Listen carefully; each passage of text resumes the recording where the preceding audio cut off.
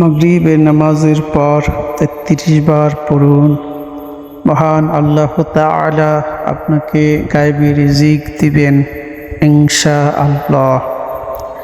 সম্মানিত মুমিন মুসলমান ভাই ও বোনেরা, আমরা যারা আল্লাহ তাআলার কাছ থেকে গায়বী রিজিক চাই, অবশ্যই আমরা আজকের এই ভিডিওটি সম্পূর্ণ মনোযোগ সহকারে শুনব এবং জানব। আজকে বেশ কয়েকটি দোয়া আপনাদের সামনে তুলে ধরব, যেই দোয়াগুলো অত্যন্ত আমাদের প্রয়োজন।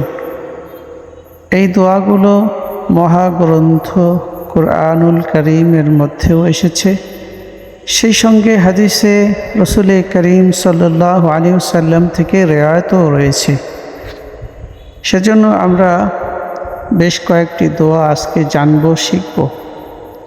আর যেই দোয়াটি আমার জন্য ভালো লাগে, পছন্দনীয়, ওই দোয়াটির উপরে আমরা সকলেই আমল করব। সমস্ত আমলের উপরে যে আমাকে উঠতে হবে, বিষয়টা এই রকম নয়।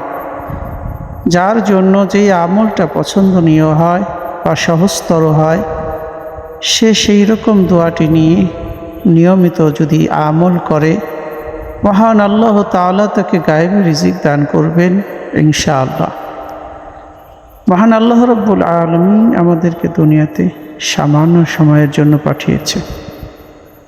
আর অত্যন্ত গুরুত্বপূর্ণ বিষয় হচ্ছে, এই সময়টার মধ্যে যদি রব্বুল আলামিনের কাছে আমরা দোয়া ও মাগফিরাতের মাধ্যমে চাইতে জানি অথবা চাইতে পারি, তাহলে মহান আল্লাহ তাআলা আমাদেরকে রিজিক দিবেন এই সামান্য সময়ে। আখিরাতের একদিন দুনিয়ার 1000 বছরের সমান।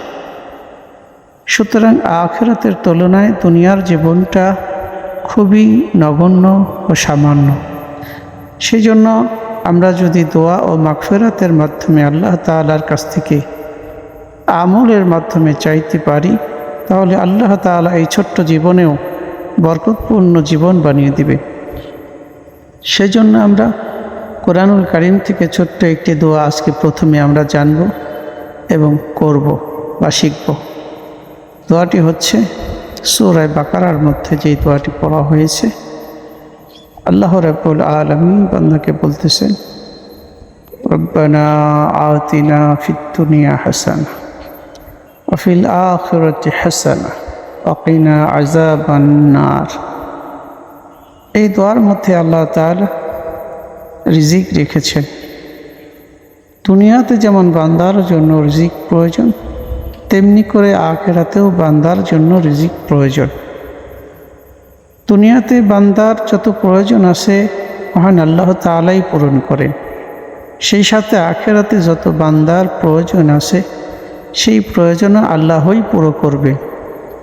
এজন্য রব্বুল আলামিন বান্দাকে শুধু